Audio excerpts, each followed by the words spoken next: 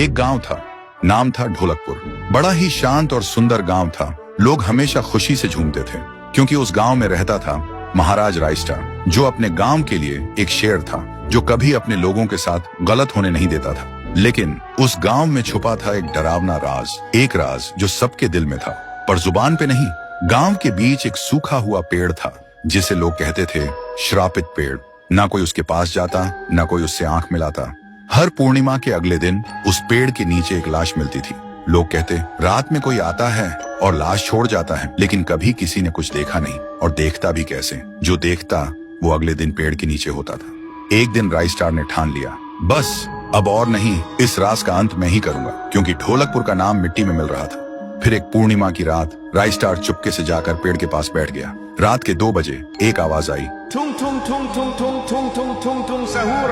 और फिर वो पेड़ भूत में बदल गया। वो भूत कुछ अजीब सा था, एक भयानक शैतानी हंसी वाला चेहरा, आंखें बड़ी बड़ी। वो पेड़ चल के एक घर के गेट को जोर जोर से खटखटाने लगता है। तभी एक आदमी डर के मारे आवाज सुन के बाहर निकलता है। वो भूत अपने लकड़ी जैसे हाथ से एक ऐसा थप्पड़ मारता कि उसकी सांस वहीं थम जाती है और उसी जगह उस लाश को ले जाता है और वापस फिर से पेड़ बन जाता था। देखते ही रायस्टार का दिल कांप जाता है, पर वो कुछ बोलता नहीं।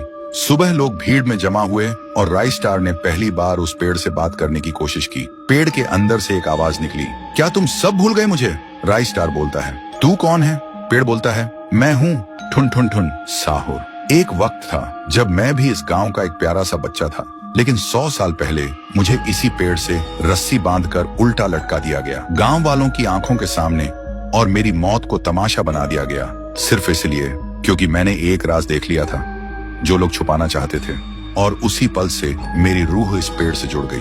उस दिन से मैं इंसान नहीं, एक सज्जा बन गया और हर पूर्णिमा में एक राजदार को चुनता हूँ और फिर उसे उसकी खामोशी का हिसाब देता हूँ। रायस्टार बोलता है, लेकिन अब तो वो लोग मर चुके हैं ना जो तेरा कसूरवार थे। अब तू मासूम लोगों को क्यों मार रहा है? पेड़ कुछ देर चुप रहता है, फिर बोलता है, ठीक है, बस एक बार मुझे याद करो, एक दिया जला दो, फिर मैं कभी किसी को नहीं मारूंगा। फिर रात में सब लोग आते हैं, एक एक दिया जलाते हैं और तभी पेड़ अपने आप से आग पकड़ लेता है और आखिर में मुक्ति मिलती ठुन ठुन ठुन साहुर को। उस दिन के बाद गांव में कभी कोई लाश नहीं मिली। हर पूर्णिमा में लोग एक दिया जलाकर उसकी यादों को जिंदा रखते हैं, क्योंकि अगर भूल गए तो सपने में एक आवाज सुनाई देती थी, थुंग थुंग थुंग थुंग थुंग थुंग थुंग थुंग थुंग सहूर।